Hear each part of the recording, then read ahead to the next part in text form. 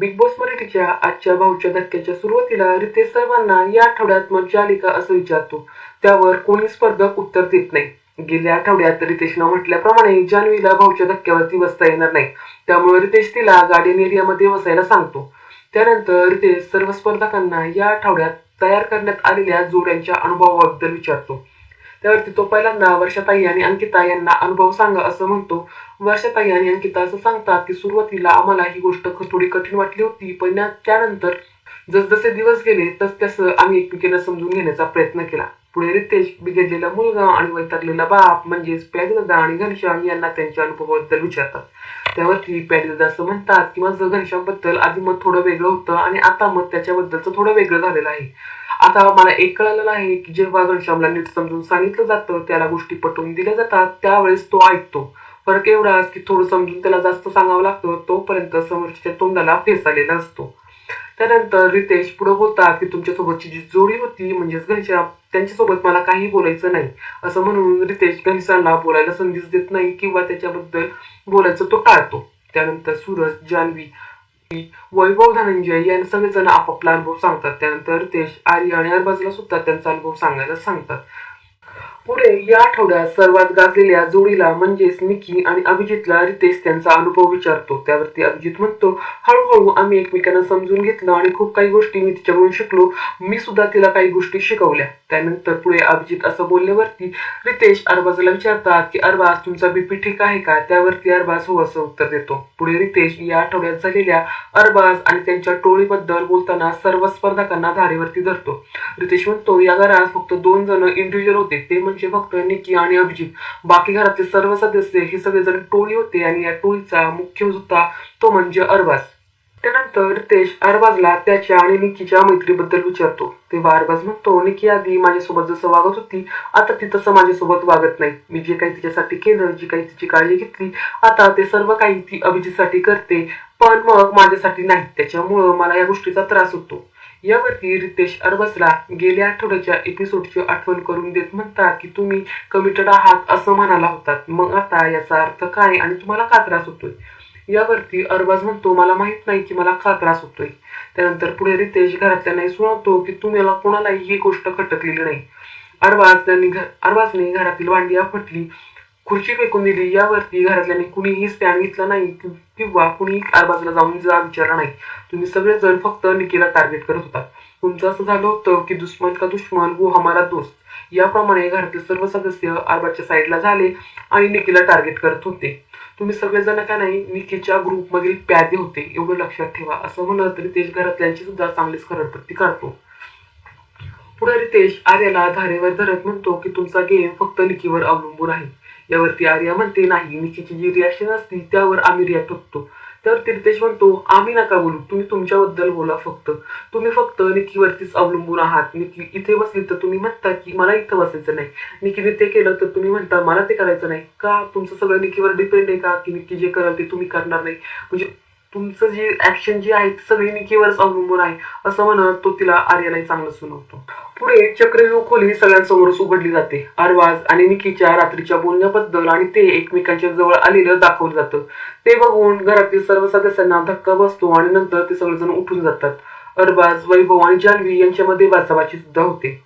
त्यानंतर मानकापाच्या टास्कमध्ये बिग बॉसने सर्वांना रियालिटी चेक दिला आहे असं रितेश म्हणतो. पुढे रितेश म्हणतो की या घरातील मैत्री आणि रिलेशनशिप प्रत्येक दिवसाला बदलत आहे. टीम बी मधील सदस्यांना या आठवड्यामध्ये अरबाजच्या तालावर नसल्यामुळे ते संपूर्ण टीमची शाळा घेतो. पुढे पाताळ लोक या टास्क बद्दल बोलत रितेशने निकी आणि अभिजितचं कौतुक केलंच, पण त्याचबरोबर इतर सदस्यांची तासमपट्टी सुद्धा केली. रितेश म्हणतो की रूल बुक प्रमाणे निकी या बरोबर होत्या, कारण की ते कॉइन्स हे बॉक्समध्ये टाकायचे होते, पण बॉक्स हात तुटलेला होता. त्याच्यामुळे त्यांनी ते कॉइन्स मोजलेच नाहीत किंवा ते कॉइन ग्राह्यच धरले नाहीत. चला आपण असंही म्हणूया की घरातील लोकांना जेवण मिळावं यासाठी तरी निकीने ते गोल्ड कॉइन मोजायला हवे होते. पण त्याआधी जान्हवीने कॉइन हे मोजले होते. त्यानंतर तो बॉक्स त्यांनी फोडून टाकला. त्यावरती मात्र घरातल्यांनी कुणी आक्षेप घेतला नाही किंवा कुणी जान्हवीला जाऊन जाब विचारले नाही. सर्वजण फक्त निकीलाच टार्गेट करत होते.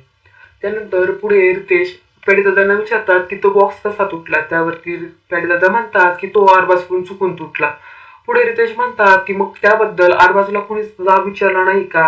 कारण की हे सगळं लूप मध्येच होतं ना, बॉक्स तुटला त्याच्यामुळे ते कॉइन्स निक्कीने ग्राह्य धरले नाहीत, त्यामुळे लोकांना जेवण मिळालं नाही. त्यावरती सगळेजण निक्कीला टार्गेट केलं.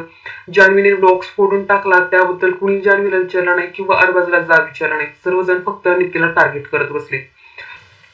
त्यानंतर रितेश अंकिताकडे मोर्चा वळतो. रितेश अंकिताला म्हणतो की तुमच्या मनामध्ये आधीपासूनच घनश्यामबद्दल राग आहे. तो राग, तो फ्रस्ट्रेशन तुम्ही या खेळात काढलात, तुम्ही त्याला फरफडत ओढलत. हेच जर एखाद्या मुलाने एखाद्या मुलीसोबत केलं असतं तर ते तुम्हाला चाललं असतं का? या घटनेमुळं बिग बॉसने हा टास्क रद्द केला. या टास्कची सुरुवात कुठून झाली माहिती का तुम्हाला? सांगाल का डीपी दादा? त्यावरती डीपी दादा म्हणतात की हा, मीच सांगितलं होतं की वर्षाताईंचा बॉक्स उडव म्हणून घनश्यामला, पण घनश्याम असं काही करेल असं मला वाटलं नव्हतं. पण मी हे जे काही केलं ते फक्त घनश्यामला आणि अंकिताला दिसण्यासाठी आणि चर्चेत राहण्यासाठी केलं, असं धनंजय दादा सांगतात. कथेच्या पाताळ मध्ये जाऊन नाणीगोळ्याच्या टास्क मध्ये जान्हवीने अभिजितला साथ देऊन चांगल्या प्रकारे खेळ खेळल्याबद्दल रितेश जान्हवीचं सुद्धा कौतुक करतो. रितेश जान्हवीला म्हणतो की तुम्हाला जरी भाऊच्या धक्क्यावर बसायची परवानगी नसली तरी सुद्धा तुम्ही जे काही खेळला आहात त्याबद्दल मी तुम्हाला नक्कीच बोलेल. तुम्ही जर चांगलं काम केलं नसेल तर त्यावरती मी तुमचं कौतुक करेल आणि जर तुम्ही चुकीचं वागलात तर त्यावरती तुमची कान उघडणी सुद्धा करेल. कॅप्टन्सीच्या टास्कवरून माघार घेतल्यानं रितेश चांगलं सुरवतो. रितेश आर्याला म्हणतो की तुम्हाला माघारच घ्यायची होती तर तुम्ही इथं आलातच कशाला? तुमचाही वेळ घालवताय आणि आमचाही वेळ घालवताय. तुम्ही अशीच माघार घेत जा, तुम्हाला प्रेक्षक असंच बाहेर काढतील. पुढे रितेश अंकिता आणि धनंजय यांना सुद्धा टास्कवरून, कॅप्टन्सी टास्कवरून माघार घेतल्याबद्दल सुनावतो. त्यानंतर जान्हवी आणि वैभवला वेकअप कॉल देत अरबाजचा खरा चेहरा त्यांच्या समोर आणतो की ज्यावेळेस जान्हवी, वैभव आणि वर्षाताई यामधून एक कॅप्टन निवडायचा होता त्यावेळेस मात्र अरबाज टाळ्या देत वर्षाताई यांचं नाव घेऊन सांगितलं की वर्षाताईंना कॅप्टन बनवा. त्यानंतर वर्षाताई ह्या कॅप्टन झाल्याबद्दल रितेश त्यांचं कौतुक करतो. त्याचप्रमाणे अभिजितचं सुद्धा त्यांनी कौतुक केलेलं आहे की अभिजितने सुद्धा इंडिव्हिज्युअली गेम खेळला, निकी सोबत राहून सुद्धा त्यांनी त्याचं अस्तित्व टिकवून ठेवलं. रितेश सूरजला म्हणतो की तुम्ही इतर वेळेस कॅप्टन होणार, मिस व्हायला पाहिजे असं म्हणत असतात, पण ज्या वेळेस कॅप्टन होण्याची वेळ येते त्यावेळेस तुम्हाला कानात कोणतरी हळूच सांगतं काहीतरी आणि तुम्ही लगेच त्यावरती तयार होता आणि माघार घेता. तुम्हाला प्रेक्षकांनी खूप प्रेम दिलेलं आहे, त्यांनी तुम्हाला जसं डोक्यावर ठेवलेलं आहे तसंच प्रेक्षक तुम्हाला खालीपणा पडतील एवढं लक्षात ठेवा. त्यामुळं ह्या गोष्टीचा विचार करा आणि तसं खेळा, असं रितेश सूरजला म्हणतो. मित्रांनो, आजचा हा भाऊचा धक्का इथे संपतो. तुम्हाला कसा वाटला ते मला कमेंटमध्ये नक्की कळवा आणि पुढील भाग पाहण्यासाठी चॅनलला सबस्क्राईब करा. धन्यवाद.